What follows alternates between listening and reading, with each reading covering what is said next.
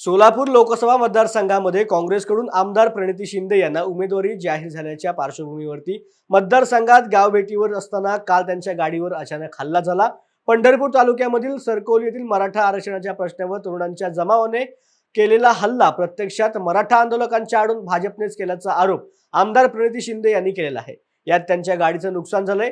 महिला आमदारावर असा हल्ला करणे निषेधार्ह असल्याची प्रतिक्रिया त्यांनी व्यक्त केली।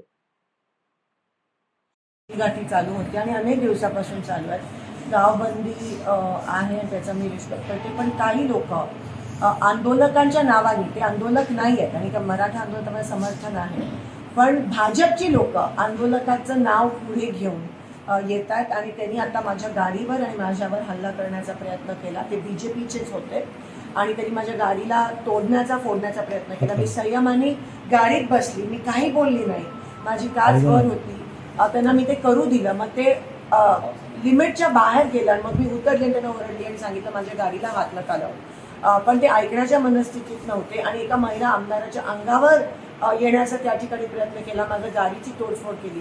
ते आंदोलक नव्हते, पण आंदोलनाचं नाव पुढे घेऊन भाजपची लोक असं करतात, याचा आपण निषेध करूया।